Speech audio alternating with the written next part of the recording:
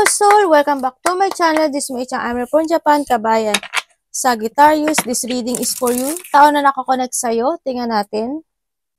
Palagi ko naman na-explain to, no? Hindi ko na palagi naman natin ito ginagawa. Hindi ko na i-explain. Tao na nakakonect kay Sagittarius. Ano ang nararamdaman mo kay Sagittarius? Tandaan nyo, nakakonect sa inyo, kapatid nyo, magulang nyo, karelasyon nyo, kasama mo sa trabaho, kaibigan mo. Okay? Ano ang nararamdaman mo kay Sagittarius? Tao na ako na kay Sagittarius. Anong nararamdaman mo kay Sagittarius?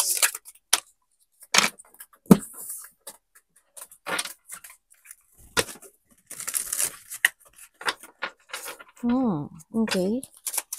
Ano ibig mo sabihin?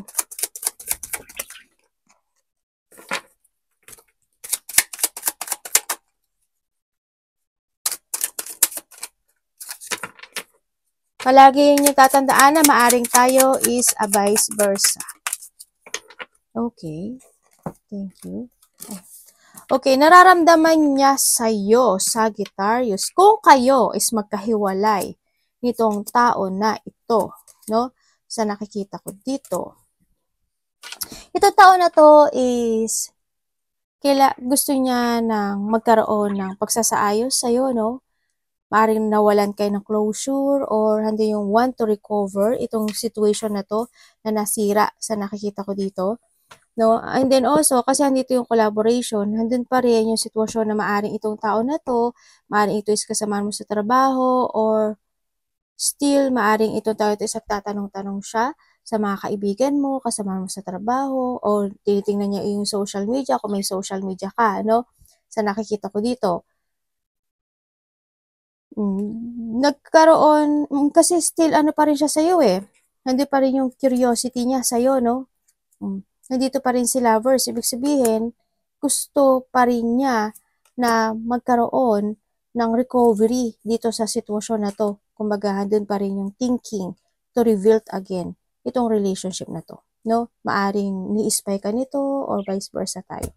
Kung kayo naman is magkasama nitong tao na to, sa nakikita ko dito or hindi kayo nagkahiwalay, andito yung sitwasyon na nakikita ko naman na nararamdaman niya sa'yo, Sagittarius, accept niya na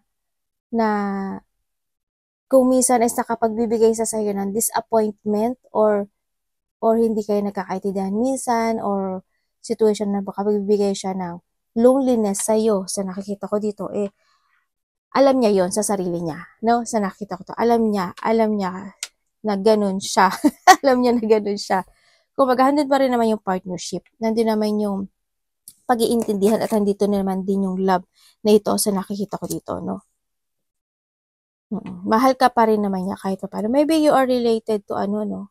Same energy mo. Maaring Aries and Leo, no? Sa iba sa inyo, siguro? Is Taurus, Virgo, Capricorn. Kasi may cups. Andito kasi sa lahat Andito lahat. Pero yung strong niya, ganun. May Scorpio rin pala. Yun. Kung kayo naman, kung mag-accept mo, kung sino siya. Ganun. Kahit na nagkakaroon na kayo ng hindi pagkakasunduan sa nakita ko dito. No? Maari itong tao na to is medyo may pagka-immature or a childish attitude, no? Sa nakikita ko dito. Ganun. Kung ikaw is a single, kung ikaw is a single, sa nakikita ko sa'yo dito, Sagittarius, is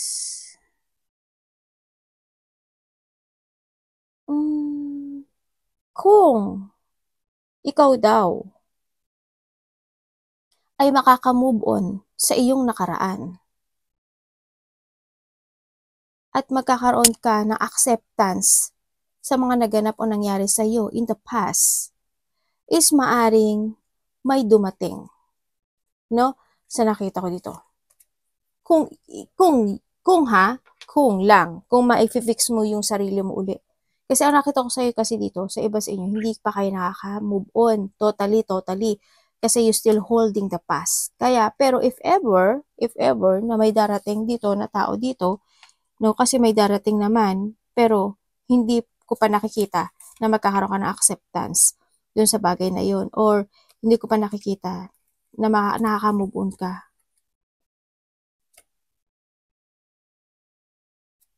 Yun. Kasi parang nandito ka sa point na nanghihinayang pa kayo, no?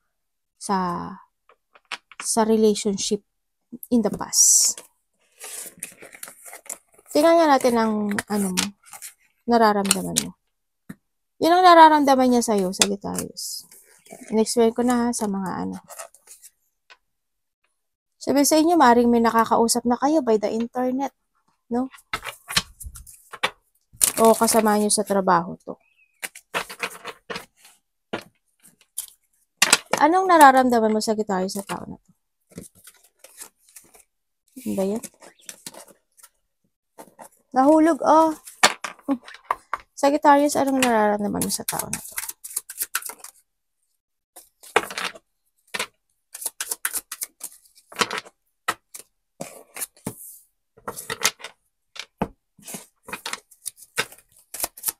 Ano yun?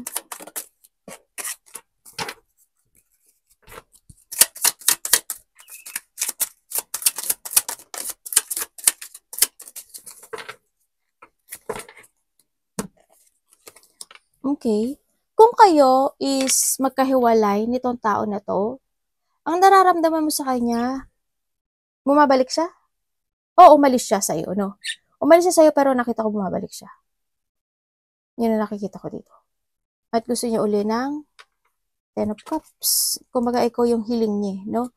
Na ikaw yung tao na makapagbubuo sa kanya. Bilang, kumbaga, andi yung point na naghanap siya ng iba, pero nasa sayo lang pala. Yung ganun. Sa nakita ko dito. Maaring umalis to, pero babalik siya. And kung kayo is magkasama nitong tao na to, ang nakikita ko sa kanya, they always say sorry sa'yo, no? At nagkakaroon naman din ng pagpapatawad. Kumbaga nagkakaroon uli ng another happiness or nagkakaroon naman ng magandang relationship dito kasi nagkakaroon ng balance. Either ikaw is binabalanse mo talaga yung relationship na kahit na minsan magulo, ganyan, kahit na minsan hindi kayo nagkakaintindihan siguro, or talagang handin yung pagiging niya always say sorry, no? Pero iniintindi mo siya sa nakikita ko dito, no? Binabalanse nyo yung relationship. Kumbaga nagiging matatag naman kahit papano, kahit nagkakaroon ng disappointment sa inyong dalawa. Pero mas nakikita ko sa inyo disappointment more on kaperahan sa nakita ko dito. Syempre, dun din sa emotions, no? Kung kayo is a single person, tulad ng sabi ko sa inyo, maghintay lang daw kayo, no? Maghintay lang kayo kasi may darating naman daw. At wag mo na daw gawin yung nakaraan if ever na may dumating. Kailangan gawing tama yung mga mali na nakaraan. Kailangan when it comes to our relationships is giving and take. Kailangan balanse, kailangan harmony, kailangan wag kang, kumbaga ganun, maghintay ka lang daw. Kasi darating si Ten of Cups. Yan, yung hilong mo is darating. Kailangan mo lang siguro is to move on. Or mag-focus ka muna more into yourself. Sa sarili, mag-focus ka daw muna sa sarili mo at ibibigay niya sa'yo. Yung the right person. Tao na connect kay Sagittarius, ano ang intention mo kay Sagittarius?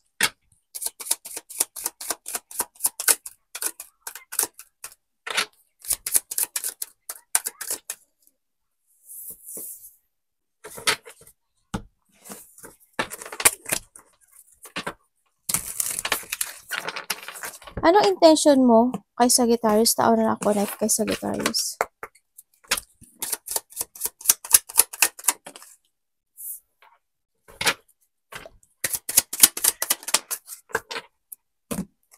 Uy.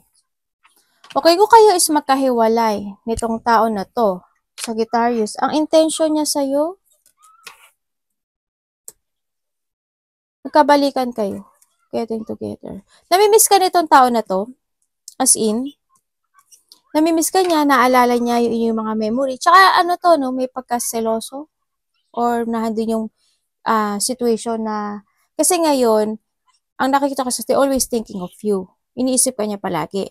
No, naiisip niya yung mga ah, bad and good memories from the past.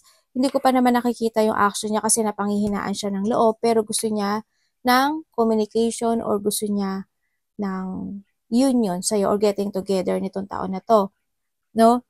Sa mga magkakahiwalay ito ha, kasi still reminiscing siya from the past situation sa inyo. Pero wala siyang movement pa sa ngayon. Siguro din yung point na iniisip niya at nagmumuni-muni siya kung paano siya mag-a-action o ano yung sasabihin niya sa'yo. Ganon sa nakikita ko sa kanya. Kung kayo is magkarelasyon nitong tao na to, ang intention niya sa'yo, syempre, ikaw yung sinasabi niya na ikaw yung sabi niya na you are my twin flame, no? Sinasabi niya dito. Intention niya sa'yo is kahit kahit na kayo is in a painful situations, minsan sa nakikita ko dito, as long as nagkakaroon ng mga bagong pagpaplano or pagkakasundo dito sa situation na to. Iba dito kasi may anak kayo Maaring dalawa, iba isa, ganyan. Maaring, oo, ganun. May namatay pala, no? Yun ang nakikita ko sa'yo dito, no? Nagkakaroon naman ng pagsasaayos kahit nagkakaroon ka ng disappointment dito sa relationship na to, no? Yun ang nakikita ko dito. Kahit na handin yung painful situation sa inyong dalawa. Kumbaga, nagkakaroon pa rin ng good relationship.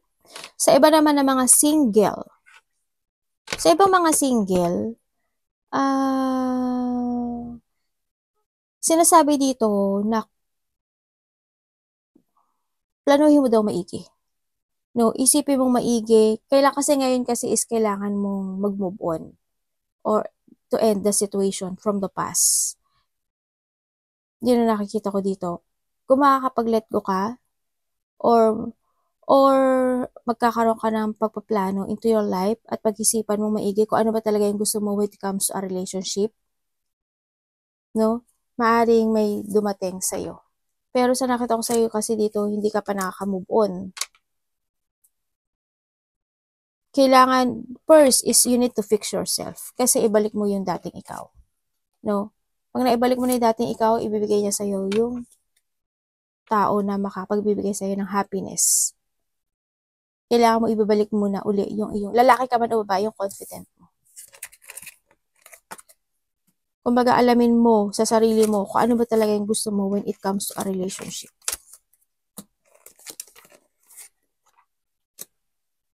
Yung iba dito, selosa, no?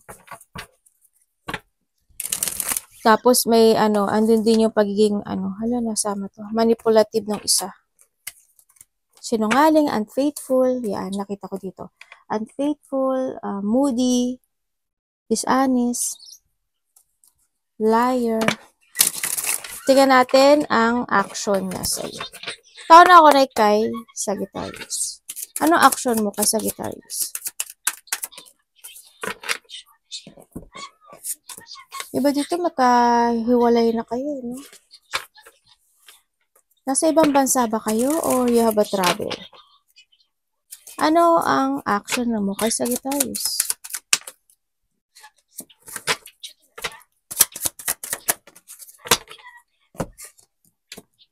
Wow, the Wheel of Fortune and the world. We are the world to heal. King. Hi.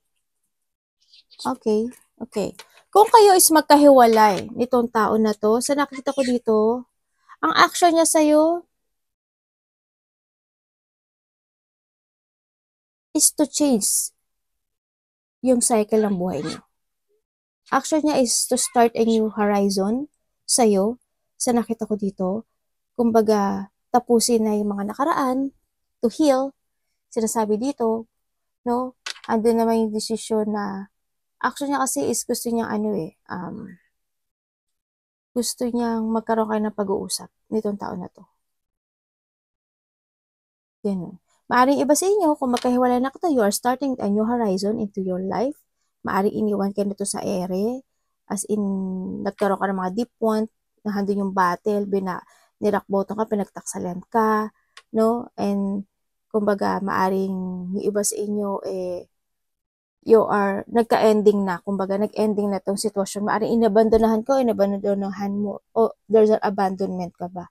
Or vice versa, abandonment happen into your in this relationship. Maaring yung isa sa inyo is nakapag-heal na, no? O nagtatry ng mag-heal pero still stuck pa rin in a relationship, no? Sa nakita ko dito. Pero keep fighting pa rin siya at binabalase niya pa rin nararamdaman niya na kahit naaalala niya pa rin yung the past relationship na to sa nakita ko dito.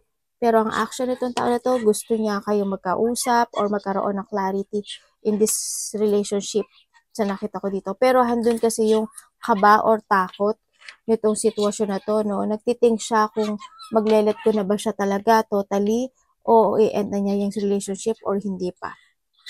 Yun ang nakikita ko. Sa iba naman sa inyo, kung magkaasawa kayo o hindi naman kayo nagkahiwalay o magkarelasyon pa rin kayo, ang nakita ko sa inyo naman,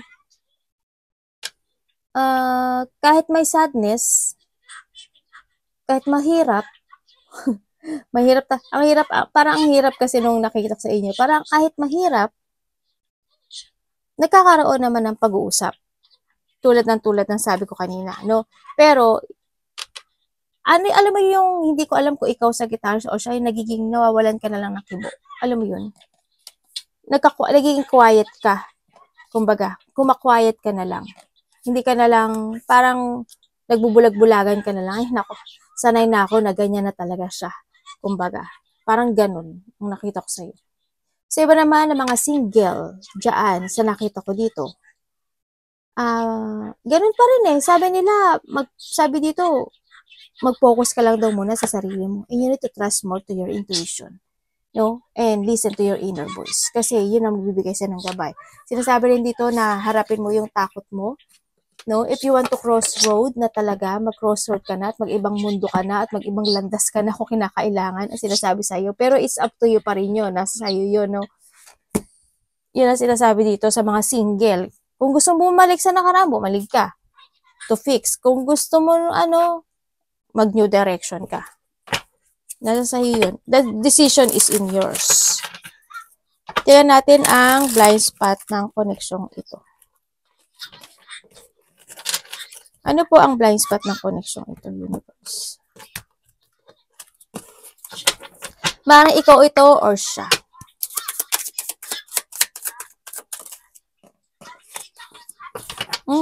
Okay. Kaibigan mo ba to? Ba dito, kaibigan mo to?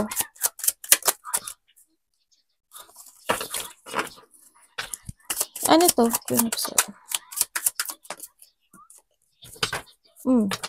Magician.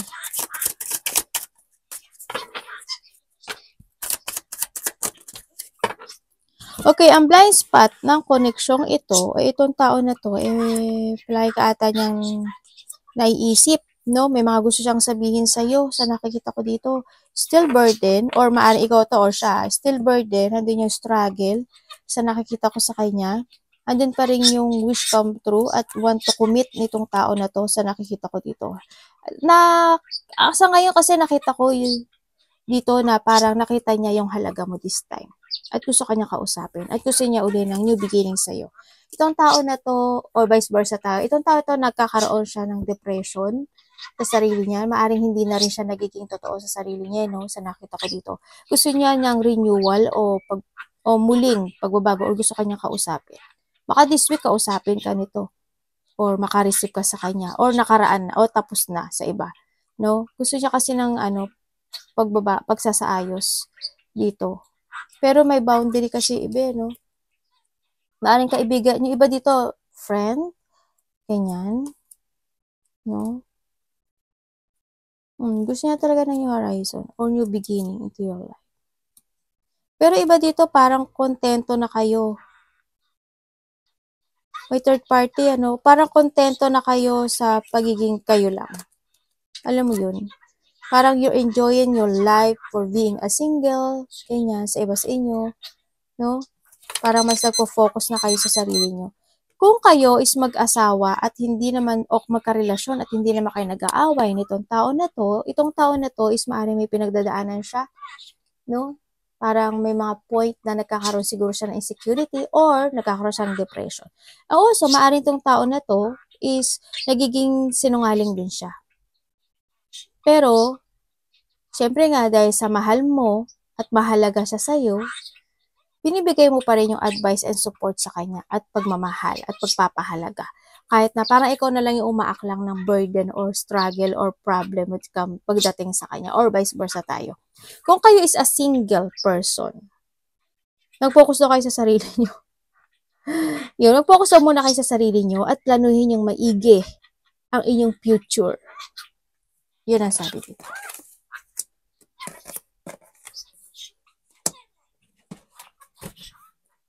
Kumbaga, wag mong madaliin. Kumbaga, kung naghahanap ka na, wag mo daw mamadaliin. Kasi maaari ikaw is mapasok sa tao na magsisinungaling. Universe, ano po ang outcome ng koneksyong ito? Anong outcome ng relasyon ito?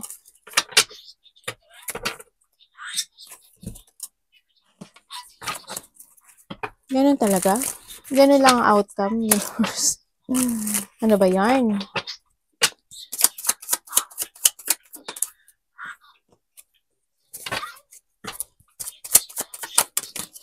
Okay, thank you.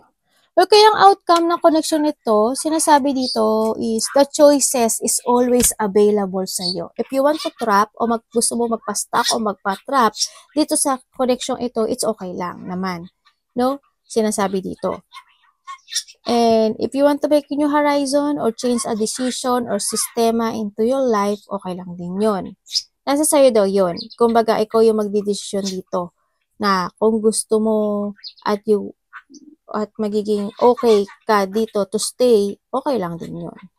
Pero, you need to accept yung mga point na maaaring magkaroon ng mga frustration in this relationship. Ganun pa rin. O hindi yung mas mag-focus. Kung gusto mo pa rin mag-stay in this relationship, huwag mo kakalimutan na mas more mong mahalin at pahalagahan yung sarili mo. Kumbaga, huwag ka mag-focus in a frustration o negativity in this relationship. Yun ang sinasabi dito. Kailangan mag-move ka pa rin sa mga actions mo, sa mga pangarap mo, sa sarili mo. Pahalagahan mo pa rin yung sarili mo. Diba? Value yourself. Pahalaga mo pa rin yung sarili mo kahit na nagkakaroon ng disappointment or frustration in this relationship. Pero tandaan mo, the choices is always available sa'yo, ha? Universe, ano po ang advice mo kay Sagittarius?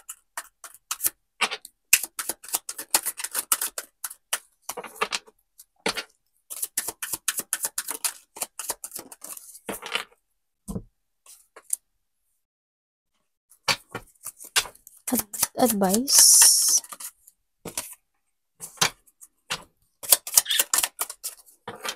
Okay, thank you. Okay, ang advice niya sa'yo, ang nakikita ko dito, kailangan you need to control and balance yung mga situation mo this time, no? And be responsible. And may mga sitwasyon na kailangan mong baguhin o transform o i-change sa nakita ko dito. Commit more to yourself.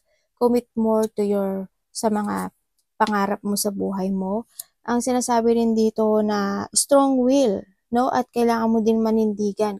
Depensahan mo rin yung sarili mo. Kung alam mo nasa tama ka, protektahan mo yung sarili mo. O depensahan mo yung sarili mo.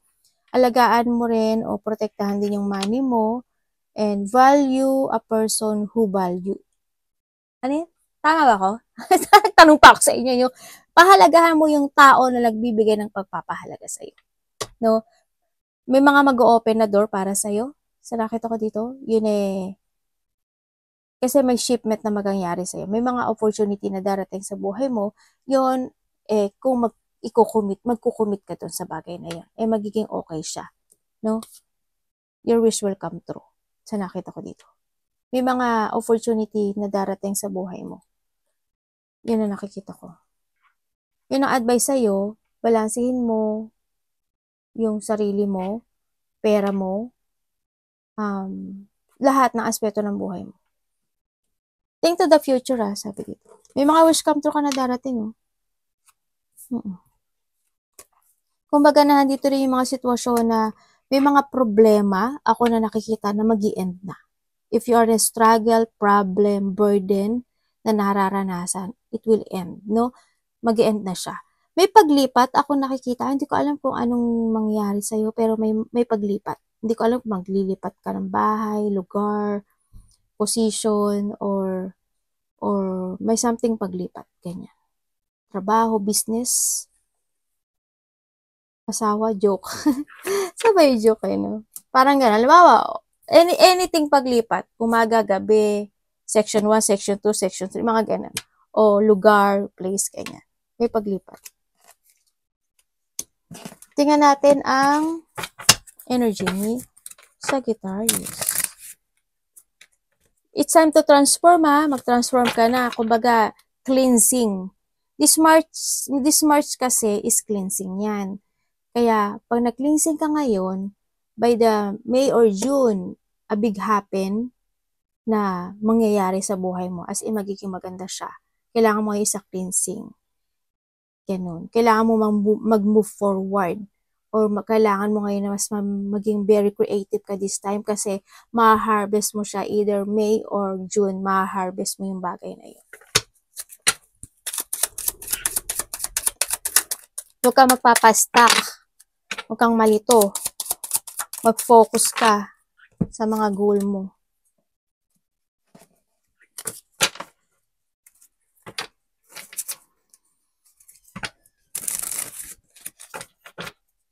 Kailangan mong lumaban. Okay?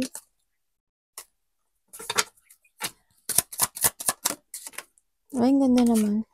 Okay, ano pa mangyari dito?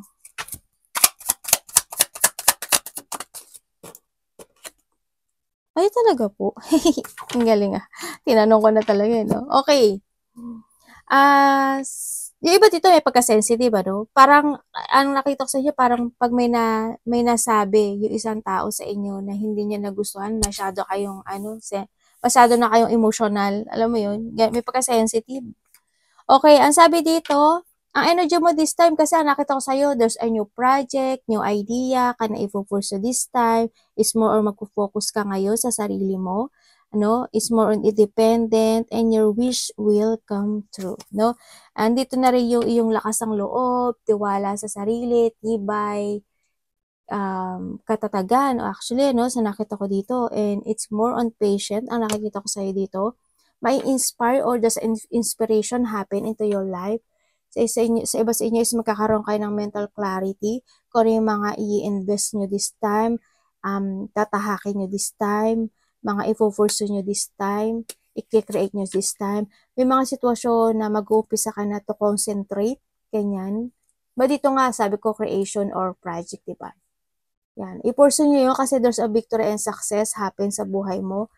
Sa nakita ko dito, and your wish will come true. May mga sitwasyon na magiging patient ka, sa nakikita ko dito. Siguro magpupunla ka na ng iyong mga gagawin this time sa nakikita ko dito. At yun is pagtatagumpayan mo sa nakikita ko dito. Kasi andito si wish come true. Itatagumpay ka. Na-travel kayo. Yun ang nakikita ko. Mag-explore ka lang daw na mag-explore, Sinasabi to, baka mag-explore ka na mag-explore, Iba sa inyo. May mga new communication, ako nakikita sa inyo, bagong connection, new communication, ganyan. May mga i-analyze ka, ipaprogress ka, or magkakaroon ka ng mga new strategy into your life this time. It's good, very good to, kasi magiging successful siya. Sabi ko nga sa inyo dito, di ba, kung this time is kung magki-cleansing ka, and it will may harvest mo siya in a victory and success. Talaga may mga wish come true na magaganap into your life. In fulfillment, happiness, satisfaction. Yun. Kailangan mo lang Siyempre, kailangan mo mag-action, Mas more kang magiging smart this time. Kasi mas more mo gagamitin yung utak mo this time. So, nakikita ko sa'yo dito. Tandaan mo, dalawa lang pagpipilian mo. Either to create or to destroy yourself, your idea mo, ha? Pero i-force mo kasi there's a victory and success. Kung ano yung mga ginagawa mo, gagawin mo, i-force mo yan. Mayroon yung iba sa inyo, mas may mga pufukusan kayo or there's an achievement or there's a beginning of new journey sa inyo this time. Ganyan. Kasi maganda. Breakthrough ito sa inyo, ha?